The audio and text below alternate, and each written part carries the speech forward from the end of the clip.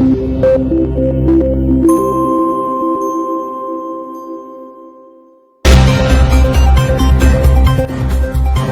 here Al Nilein News as we cover the breaking news from Sudan.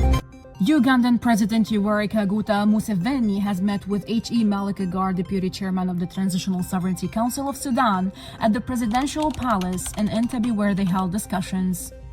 During the meeting, H.E. Malikagar briefed President Museveni on the current situation in Sudan.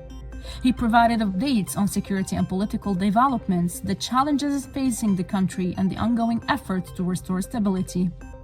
President Museveni welcomed the briefing and emphasized the importance of dialogue and regional cooperation in resolving the conflict. Deputy Chairman Malikagar explained the Sudanese government's vision for ending the war and managing the transitional phase to President Museveni.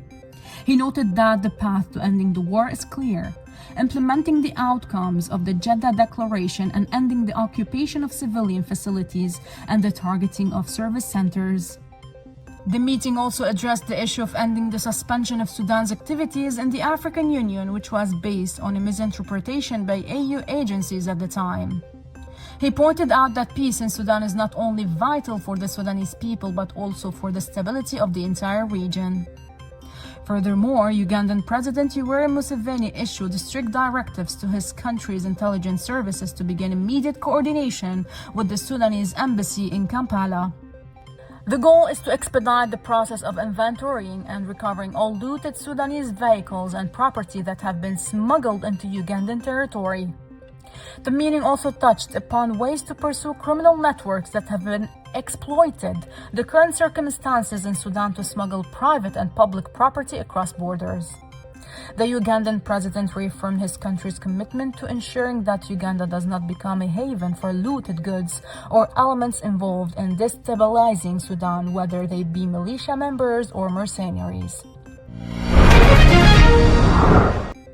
Egypt and Angola reaffirmed support for Sudan's sovereignty amid regional tensions.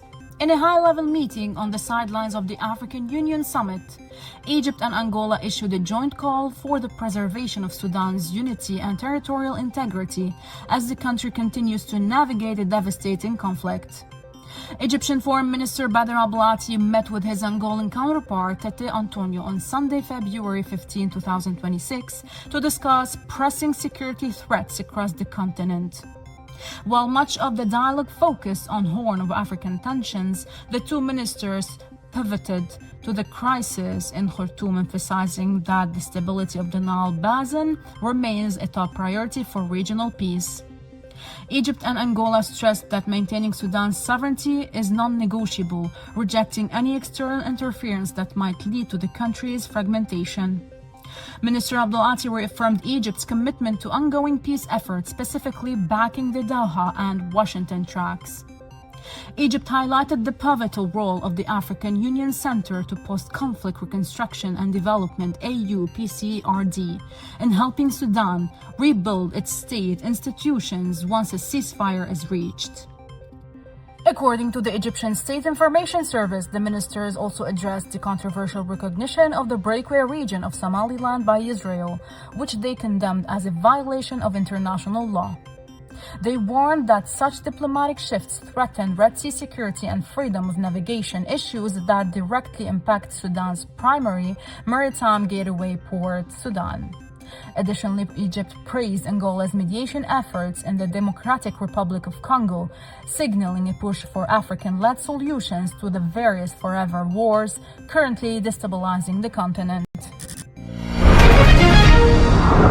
Collapse of RSF logistics in Niyala leads to widespread hunger and unrest. Consistent local sources from Niyala, South Darfur have revealed the catastrophic decline in the living conditions of Rapid Support Forces RSF militia members stationed in the historical Wadi neighborhood. Field reports indicate a food supply deficit exceeding 80% over the last 2 weeks. This shortage has triggered a state of lawlessness among the armed groups who have resorted to chaotic methods to find sustenance. Recently, local markets and social gatherings have seen over 12 incidents of assault and infiltration by starving soldiers seeking ready-made meals or food supplies from civilians. This reflects a total collapse of the militia's logistical system within the city, turning armed elements into a direct threat to the fragile food security of civilians already enduring the hardships of war. According to 5-Minute News, eyewitnesses confirmed widespread resentment and discontent among the ranks. Dozens of fighters have issued urgent appeals to field commanders for basic food and medicine. They noted that the absence of regular meals and the spread of infectious diseases in their camps have plummeted more, leading to unprecedented rates of individual desertion since the start of the year.